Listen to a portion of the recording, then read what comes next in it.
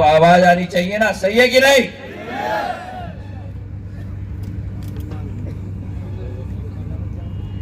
पुराने जमाने में, अब मैं दिखता थोड़ा नौजवान हूं पर मेरी आत्मा बहुत बूढ़ी है, पूछना मत मेरा उम्र क्या है। पुराने जमाने में जब गांव में सड़क नहीं होती थी ना, हम कहते थे पगडंडी पकड़ लो,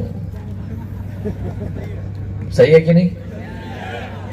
और जब से भारतीय जनता पार्टी की सरकार आई है, इन 18 वर्षों में ऐसे मखमल की सड़कें हमने बना दी हैं कि पगडंडी हमारे शब्दकोश से ही निकल गया है।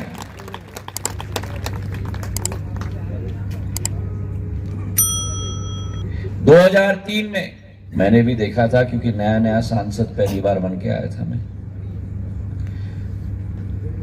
अशोकनगर के गांव में पहुंचने के लिए मुझे याद है, चंदेरी में मैं जंडेल सिंह जी के गांव में गया था, विक्रमपुर सौतेर।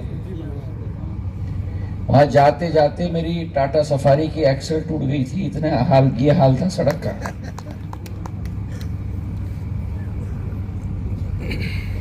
और शहर में तो बल्ब कहते हैं बल्ब, पर गांव में कहते हैं लट्टू। लट्टू तो होते थे गांव में, पर ज्योति का प्रकाश नहीं होता था। जब से बीजेपी की सरकार आई, प्रधानमंत्री नरेंद्र मोदी जी की सरकार केंद्र में आई, आपके एक एक लट्टू में ज्योति का प्रकाश भी आ गया, और अब आपके पास ज्योतिरादित्य भी आ गया।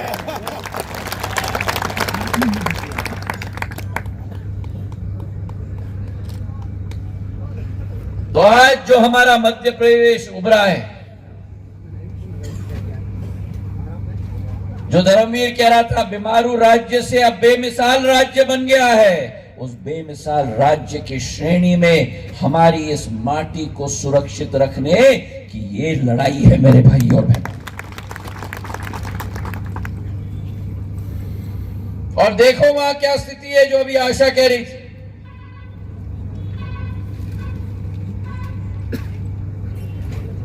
वहां एक पूर्व मुख्यमंत्री है, 2 की जोड़ी है। छोटे भाई बड़े भाई। प्रजातंत्र का चौथा स्तंभ भी उनका असली चेहरा जान चुका है। छोटे भाई और अरे मेरे साथ बोलो, छोटे भाई और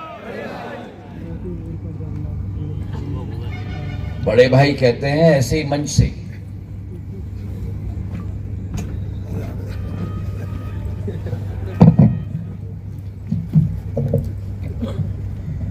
वैसे तो मैंने अपने ऊपर गाली खाने की पावर अटर्नी मैंने मेरे अपने छोटे भाई को दे दी।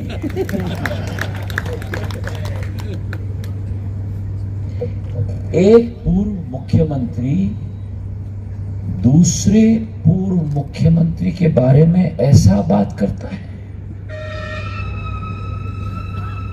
क्या आप अनुमान लगा सकते हो कि पटवा जी कैलाश जोशी जी के बारे में ऐसी बात करेंगे? क्या आप अनुमान लगा सकते हो कि बाबूलाल गौर शिवराज सिंह जी के बारे में ऐसी बात करते? एक पूर्व मुख्यमंत्री कहता है कि मेरी गाली खाने की पूर पारवटनी मैंने इसके नाम पे दे दी, चले जाओ। अरे भी आ रहा हूं।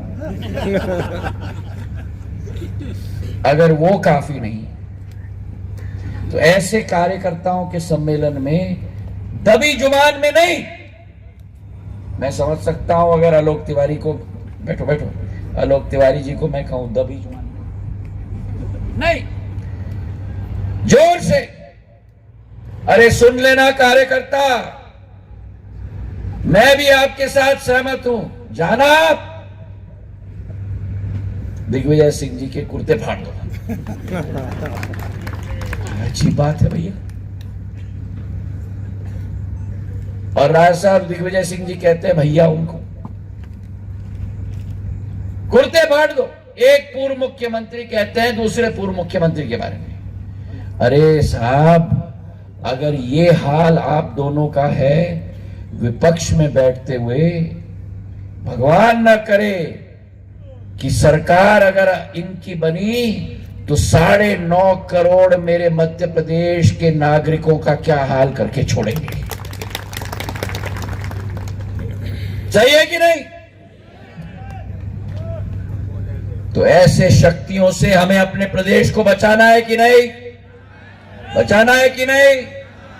बचाओगे या नहीं? बचाओगे? बचाओगे? बचाओगे? क्या हो गया? बचाओगे? अरे ऊर्जा के साथ बचाओगे? बचाओगे? बचाओगे? बचाओगे? बचाओगे? बचाओगे? आए उसे मंच पे मिलने के लिए। परिवार का अगर सदस्य है तो वो परिजनों से मिलने के लिए जाता है। इसलिए मैं आपके एक एक टेबल पे आऊंगा, आपको कष्ट देने की कोई जरूरत नहीं। और मैंने सदैव आप लोगों को कहा है कि मेरा कार्यकर्ता मेरा पहचान है, मेरी मान है और मेरी सम्मान है। और आपके मान और सम्मान और पहचान में कोई कमी ना आएगी, ये ज्योतिरादित्य सिंधिया का आपको वचन है। मैं कह रहा था जज जी के बारे में, अभी जज जी कह रहा था कि मैं कोर्ट कचहरी सतनूर में घूमने गया है, ऐसा ही हमारा जजपाल सिंह जज्जी जी अभी कह रहा था अनेक संकटों का सामना किया है। आप लोग बैठो, सब लोग अपने कुर्सी पे बैठे, मैं आप लोगों से चर्चा करके फिर एक एक टेबल पे आऊंगा। मैं नेता नहीं हूं, मैं केंद्र सरकार का मंत्री नहीं हूं, मैं सांसद आपके लिए नहीं हूं, मैं अगर आपके लिए कुछ हूं तो आपके परिवार का सदस्य हूं। पहला है विकास और प्रगति, और दूसरा है कि अगर आपके दिल में मैंने स्थान पा लिया तो मैं अपना जीवन को सफल मानूंगा। और उसके लिए कड़ी मेहनत, कड़ी मेहनत, कड़ी मशक्कत, और ये विश्वास मैं आपको दिलाता हूं, ये विश्वास मैं आपको दिलाता हूं कि जहां आपका एक बूंद पसीना टपकेगा वहां ज्योतिरादित्य सिंधिया का 100 बूंद पसीना टपकेगा। जब हम संघर्ष करते हैं जीवन में, जब हम मेहनत करते हैं जीवन में, जब हम मशक्कत करते हैं